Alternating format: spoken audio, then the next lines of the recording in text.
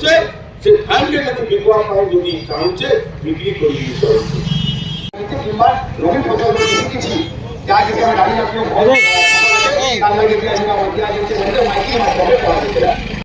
ଦ୍ୱାରା ମାଧ୍ୟମରେ ଚାଷ କରିବୁ ଏବଂ ଆମର ଭରଣ ପୋଷଣ କରିବୁ।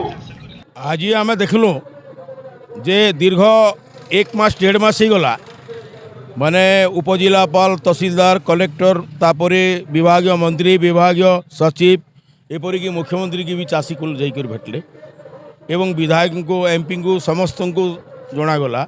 तो आज पर्यंत कौन हालत रे भी सरकार पंजीकरण करवाई रबी धान पाई व्यवस्था नहीं कले। जेन माने फ्लोर इरिगेशन रे चाष करटा कले आमके जेहेतु मेगा लिप पॉइंट बोलिक आज पर्यंत नहीं करी। तो आम देखल परिस्थिति बाध्य हो जाऊे कला जे धान एवं अमल करवा समय आसी जाऊे। सरकार आज पर्यंत साइलेंस चुपचाप होकर पड़ीछन। एणुक आज आम राजरास्ता को ओल्लैछुँ एवं कोकसरा तहसीलदार जरिया ओडिशार मुख्यमंत्री को एक दाबीपत्र ऑनलाइन करने तुरंत आम आज निवेदन करबो। हाँ विभिन्न प्रकार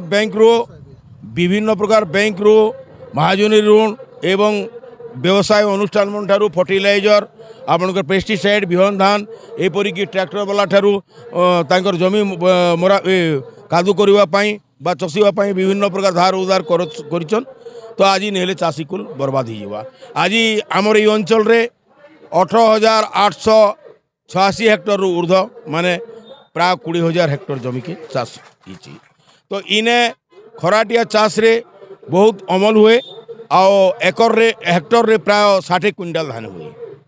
तो आम ये अंचल लोग जयपाटना ब्लॉक कोकसरा ब्लॉक एवं धर्मगढ़ ब्लॉक रो हाराहुरी 15,000 चाषी परिवार बेसी नहेले भी 350 कोटी टंकार ऊर्ध्व टंकार धान बिक्री कर पारते।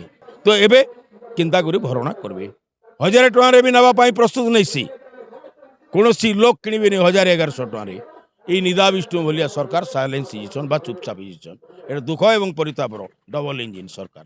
आज यही सरकार परिवर्तन होला परे गोटे अजब नीति सरकार अपनाउचंती एवं चाषी मानक जो प्रकार हरियाण हरकत करा जाउची चाषी को जो प्रकार अणदेखा करा जाउची निहाती भावरे अति दुखदायक एवं परितापर विषय।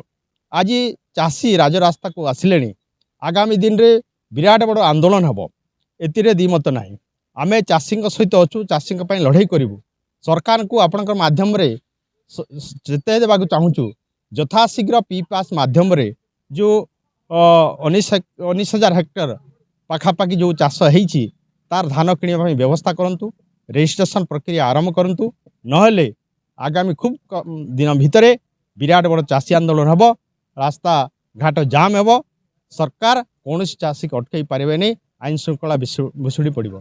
तेणु बेल थाउ थाउ सरकार को आम जिते दौचु अनुरोध भी करुचु आपण माध्यम रे यथाशीघ्र चाषी धान किणवा पी पास व्यवस्था करंतु रजिस्ट्रेशन करंतु एवं चाषी धान जहाँ उत्पादन हम ताकू सरकार किणवा व्यवस्था करंतु।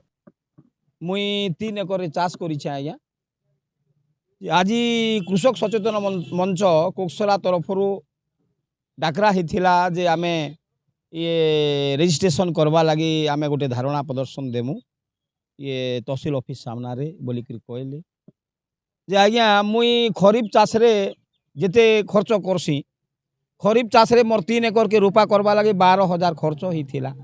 एबे लेबर प्रोब्लेम लगी मोरटा 20-25,000 टका खर्च है। मुई बैंक रु लोन करीछे आरी जेन 23,000 रे 2300 रे बिक्री करूथिली तो मोर खर्च मेंटेन नहीं होती। एबे जेते बेले आमर आसीथिले विधायक प्रदीप दिसारी से कहले जे मुई एप्लिकेशन करी आरे सरकार तुमरटा न्यार्य दाबी नहीं से बोली करी कहले जदि न्यार्य दाबी नहीं से बेले धान कले धान बिकबाटा नहीं सिकी आज्ञा। तो मोर आखिर अश्रु गड़ीगला आमर ई जेन विधायक कथा शुणिकी।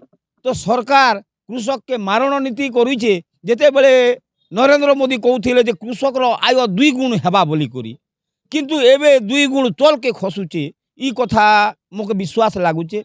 तेणु आमे आमर दाबी के निहाती पूरण करवा लगी चेष्टा करुचु। दरकार पड़ले आज घोषणा हैला जे आमे आमर धर्मगढ़ आमर सब कलेक्टर ऑफिस पर्यंत भी आम रास्ता रोक करवार योजना प्रस्तुत करा चलीचे। तेणु मुई ई पर्यंत सरकार नहीं जो आम सरकार के विश्वास करूँ जे आमर जेन दाबी अच्छे आम धान करूँ जेनता झील गोटे पाइले ब्याह करवाटा ग्यारंटी है। धान गोटे चाष कले धान के चाष बिक्री करी निजर समस्यार समाधान करवा ग्यारंटी है।